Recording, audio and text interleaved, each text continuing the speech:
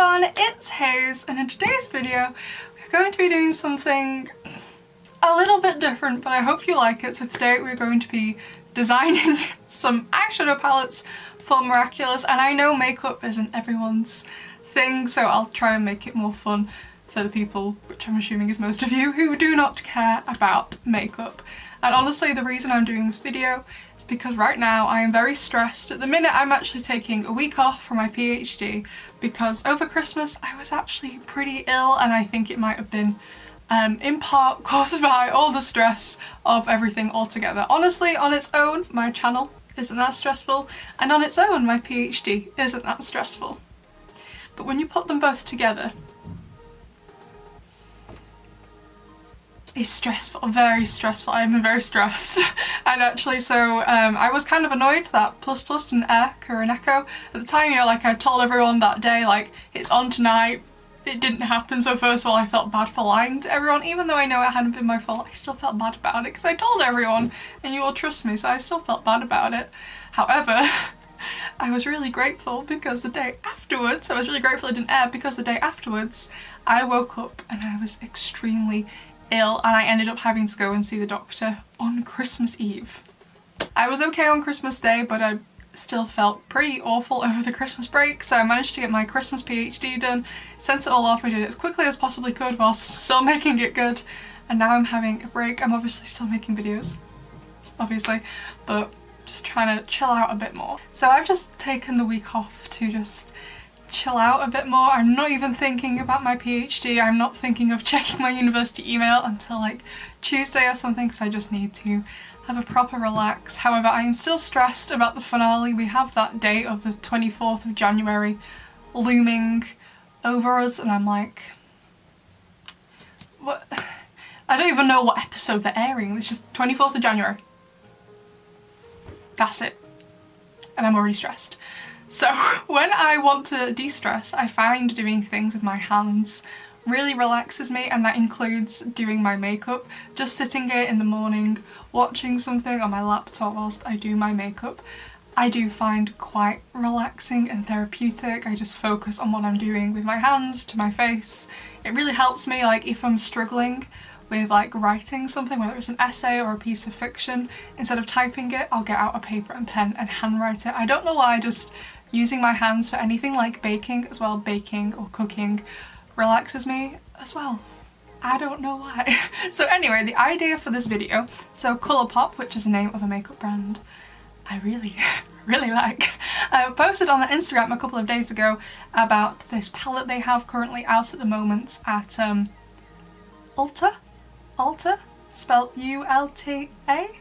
Yeah? No, it's an American thing. We don't have an Ulta here. I think that's how you say it anyway. At the minute they have like a Bumblebee palette out, and they posted it to Instagram and say, hey, does anyone else have any ideas for other palettes of like an insect line would you like to see? And loads of people commented, myself included, obviously commented a Ladybug palette. And then I was like, wait, what if it wasn't just a Ladybug palette, but a Miraculous Ladybug palette? And what if it wasn't just one palette, it was 4 palettes? And what if it wasn't just 4 palettes, but 4 9-pan eyeshadow palettes? So pans refer to the amount of eyeshadows you get in an eyeshadow palette, and Colourpop, I would argue from a makeup geek standpoint, Colourpop are known for their 9-pan shadows. I should know because I own 5 of them. I love makeup, okay? So I own 5 of them, and they are also really well known for doing collaboration palettes. I have their 2 Mandalorian palettes here, the Child palette and the normal Mandalorian palettes. They're really well known for it. They do a lot of Disney collaborations as well, just in general. They have some Disney princess stuff they sell all the time. They also did a collaboration with Bewitched, with Nightmare Before Christmas, with Lizzie McGuire, with, oh, what was the other one? Sailor Moon. Oh, Animal Crossing. So like I said, I absolutely love makeup, so I was really excited to do this video as soon as I had the idea. If you saw my vlog that I posted just after Simple Man, I kind of vlogged how I prepare for a commentary video in the days leading up to it. So I did the day before and the day of making the commentary video. You will have seen the amount of makeup I own. I have a drawer behind me, this drawer full of eyeshadow. That's another eyeshadow palette on top of there, let's move that. And this whole like dresser next to me is full of lipsticks and foundation and skincare and all that other good stuff. I love makeup. At the minute I'm actually reading this book, which is about the history of makeup by Lisa Eldridge. I love her. I think I've talked about makeup enough. Right, listen, okay, I am autistic, and there's this part of being autistic called special interests, which is just a really nice way of saying they're obsessed with stuff really easily, which is completely correct. I 100% am obsessed with stuff, which is 100% correct. I get obsessed with stuff very, very easily, and I'm obsessed with makeup, I'm obsessed with Miraculous, and I'm obsessed with murder. I'm kidding. What else begins with M? Milk. Oh my god, I love milk. I have loved milk my entire life. Anyway, that's what we'll be doing today, and I did try to take into account a couple of things when I was designing these eyeshadow palettes, but you are obviously within your rights or whatever to disagree with what I picked. So first of all, I wanted the palettes to suit the character. Obviously I know most of these characters don't wear makeup. I think the only people in the show who really wear makeup, Chloe maybe? I know we see Adrian getting like makeup put on him and like he's about to do some modelling, or like in Horrificator for example, like Julika was putting some powder on him or whatever. However, you can't really visibly see he's wearing makeup. I feel like Chloe is the only one who like visibly wears makeup, like you can see her eyeshadow. I don't think anyone else really does, do they? No, I don't think so. So I haven't designed these with the character in mind of like, yeah, Adrian will totally wear that eyeshadow. It was more of, would this palette, when you look at it, does it kind of remind you of that character? I also tried to lay out the colours I picked in a way I thought was, I guess, aesthetically pleasing, and I also tried to arrange them in a way so it would be easier to use. So for example, in this eyeshadow palette, which is a Smoke and Roses palette from Colourpop, you can kind of see how it's arranged. So this quad you use together, or this quad, or then the next quad, and the next quad, and the next quad. Obviously, if you are more used to using makeup, you can just do whatever you want, but for someone who is a beginner, I really like the way Colourpop's palettes are set out because they kind of tell you what to do if you're not 100% sure, if that makes sense. And because I do really like makeup, and I have a lot of friends who kind of like makeup but don't really know what they're doing, so I try and take into account the ease of use of a product when I'm recommending them to someone. However, this isn't a £9 palette. I will show you an example of a £9 palette. So this is the Baby Yoda palette. Let me cover the mirror. So each row you can wear as a look, or each column you can wear as a look. It all goes together. Again, of course, you can also do what you want, but if you're not sure, you can do it like that. So I know most people won't care about that in this video, but I've tried my best to arrange it in a way that both looks nice and second of all would help for ease of use, even though I know it doesn't matter since these eyeshadow palettes will not actually get made. But I just thought it would be a fun idea because I love makeup, and when I get stressed, I do my makeup. So let's get started. So the first eyeshadow palette we're going to look at is the one I designed for Adrian, and whilst I definitely think this fits his colour palette, I would say it's the one that looks the least nice, and I think that's just due to Adrian's odd colour palette. I tried to, so I'm using Procreate to do this. If you hold your finger down, you pick the right colours. So for example, this colour in his hair is the same colour as this one. I tried to do it like that so it would literally be the exact same colours. So we're going to start off in the top corner, and by the way, most eyeshadow palettes go from light to dark, hence why it's usually like this. So the first shade we have in the palette, which I decided to make a matte shadow, so a matte shadow reflects no light, it's just a matte shadow. There's no light to it, it's just matte, and it's just going to be like a yellow colour that matches his hair, called Banana Hair. And then the second shadow, which is a much brighter yellow, matches the exact same colour of Adrian's bell, and this time I decided to put some green sequins in it. It's going to be a sequin shadow. I decided to call it Camembert because it kind of reminded me of it. I know Camembert is a much lighter yellow, but I had Camembert for the first time yesterday and I actually really enjoyed it. And then we have this matte brown shade which matches like the shadows in the middle of Adrian's hair because I needed a more transition-y shade for the crease, and I decided to call the colour Sentimonster because first of all I didn't know what to call it, and second of all I like starting arguments. The next two shades are both green and are taken from the same green that's in Adrian's eyes when he's transformed as Cat Noir. So the first one is going to be a metallic shade called Cat Eyes, and then the middle colour is a glittery green called Kitty, because in an Adrian themed palette we of course need a glittery green. And the final shade in the palette is a matte green colour called Claws In, obviously.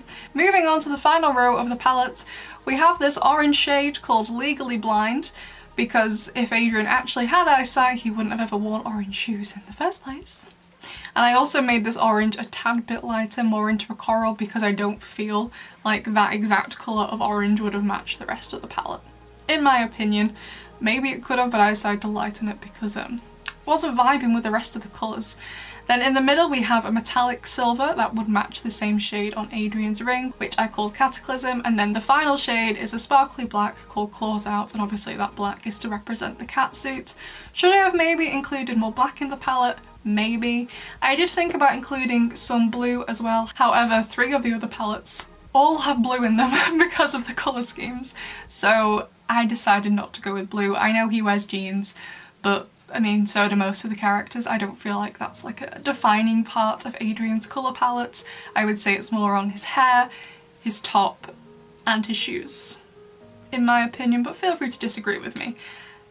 Even though I really like green eyeshadow, like one of my favourite palettes is the Baby Yoda palette because of the way it makes my eyes look. I actually, before I started making full-time Miraculous content, I did some makeup content, and I will link above and below my Baby Yoda palette review video. It was a really fun video to make because I just talked about Star Wars all the time, and if you go and watch the video you can also come and discuss Star Wars with me. However, you'll probably think less of me as a person when you're done with the video because you'll find out that my favourite Star Wars film is Attack of the Clones, so yeah. I do think it is a cohesive colour story, but I don't know, I think the brown and the orange are kind of throwing me off. I'd love to know what colours you would have put in there instead. Do you think I should have included more black? The problem with black is that you can there's only so many shades of black you can have in a palette before it gets a bit weird looking, so I wasn't sure how much to include. So now we're gonna go to my next favourite palette, which I decided to do as a 9-pan, just a general colourful Miraculous palette. So Colourpop actually already have a bigger like rainbow palette, but I was like, you don't have a 9-pan rainbow palette, and I guess that's because there are a lot of colours of the rainbow, so I decided to base it on the Miraculous characters to make it easier for them. And I was initially going to include Shadow Daddy in this palette, but I decided, you know what, let's not include that, let's just do the heroes. So the first shade we have in the palette is a glittery red called Ladybug, obviously. The next shade is a matte orange. Now this orange is quite a bit different to the one in Adrian's palette. If there weren't going to be any repeats in colour, I tried to make them as different as possible, and this orange is the exact match for Alia's outfit as Rena Rouge. The next shade is a Queen Bee yellow because I love Zoe, don't get me wrong, I do love Zoe. But I also really do love Chloe. Plus they keep using her in all the promotional art for this season as Queen Bee. Like, it's really not my fault. Not my fault in the slightest. Then we have a matte light green called Cat Noir. And then I decided to go with a glittery dark green for Carapace.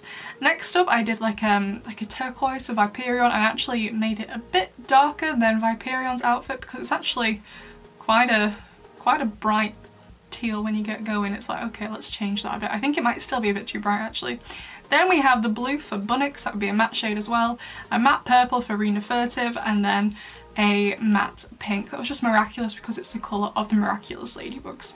I wasn't sure about putting Alia in the palette twice with both Rena Rouge and Rena Furtive, but I feel like we needed that pop of a brighter colour. This is very much a brighter rainbow palette, and you know, I do love Alia, and oh my god, I love Rena Furtive's outfit. Like, where has she been? We've seen her once in Rocketeer. I want her back. Rena Furtive screen time, please. Please. I love her. Like, I'm not joking. I love that outfit, I love that hair, I love everything about it. Where is she? Bring it to me. I want it. Sorry. Then my next favourite palette, I think, let's go with the Shadow Daddy palette. So I saw someone ask, Thomas asked it the other day on Twitter, like, is there any plans for more merchandise for Hawkmoth? And he was like, no, unfortunately not, just because the show is meant for kids, and generally merchandise around villains doesn't sell all that well, which I do kind of get his understanding. However, for adults, which would be more the target audience, or at least teenagers and upwards, would be more the target audience for these eyeshadow palettes, I think they'd be more likely to buy this palette. So this is the Shadow Daddy palette, and I took inspiration from both Shadow Daddy, Hawk Daddy and Mayura. So we're going to start off with like this purpley pink glitter shade called Peacock. I absolutely love this colour, and I decided to make it a glitter shade. Then we have this matte blue shade, which is the same colour as the fan here, this like really light part of the fan. That's what that colour is. I decided to call that shade Just an Assistant because I will forever and always ship Gabe now, thank you very much. And the final shade in that row is a blue matte shadow with sequins in it called Mayura, as this is the same colour as Natalie's skin when she is Mayura. The next shade is another matte shade, it's just a matte purple called Akuma obviously, and then the next shade is a metallic silver called Bold, because that's what Shadow Daddy looks every time he has that ridiculous thing on, and it's also the same colour as the thing on his head. It's like a balaclava. I don't even know what to call it at this point. And the final shade in that row is a dark matte blue called Amok. So now the final row, we have a glittery purple called Villain, because of course. Then we have a very dark, it's kind of like a mix between a navy blue, very dark purple, almost black blue, I don't know, called a Double Metamorphosis. And why on earth has he started saying that now? Like, Marinette never says that. Why does he say that? I don't know. Then the final shade in the palette is a black to go with his pants and shoes called Murder Basement, because why not? I really like how this one turned out actually. I feel like it really embodies both him and his girlfriend, calling it now. So I really like how this one turned out, and I think that Peacock and Villain glitter shades, especially the Peacock one, they would be stunning. Absolutely stunning. So it now brings us on to the final eyeshadow palette, which is the Marinette / Ladybug palette. So again, a 9-pen palette, and we start off with a matte off-white shade that matches her shirt, because honestly Marinette's shirt isn't completely like a stark white, it's kind of like an off-white, not a grey but an off-white, and oftentimes having a white shadow in a palette is really helpful for laying down a base, blending out the edges when you don't want to add more colour, and oftentimes for adding highlights. So even though it might seem like a bit of a weird shade to want to have in a palette, first of all it fits Marinette, and second of all they're actually quite useful. So you do kind of actually want to get a white shadow at some point if you want to get into makeup. And I decided to call the palette Always Lake because it's the same colour as her pyjamas as well.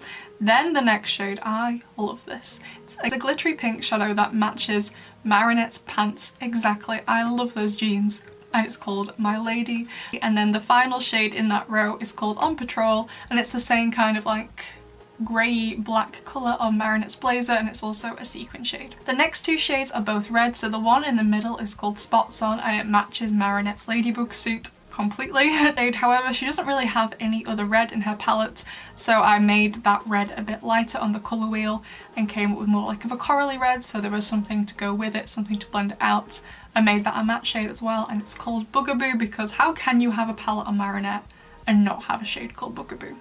Would be a crime. And then the final shade we have in that row is another matte shade, just a black shade obviously to go with her spots, called Spots Off. So the first shade in the final row is a glittery blue called Bluebell, because it matches her eyes, and I'm pretty sure in Dark Cupid in the first season, in the poem Adrian has written for Ladybug, he describes her eyes as being bluebell, I'm pretty sure, so this shade matches her eyes. And the final two shades in her palette are both blue to go with her hair, so the far one is called Pigtails, and it's the same dark blue of her hair, even though her hair is meant to be pink.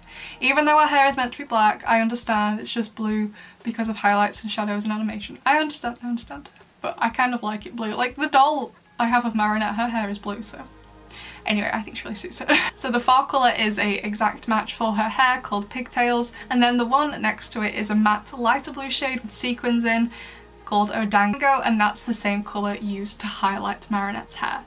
I would say, even though I probably wouldn't use this eyeshadow palette, red eyeshadow looks terrible on me, so does blue eyeshadow. Even though I wouldn't wear this eyeshadow palette, I think this one is my favourite one, because I feel when I look at this, I just think Marinette. Not so much with the other ones, maybe with the Shadow Daddy one, not so much with the Adrian one though, but when I look at this I see Marinette. We got the top row, that's her civilian outfit, middle row, her Ladybug outfit, bottom row, her hair and her eyes, which doesn't change for either.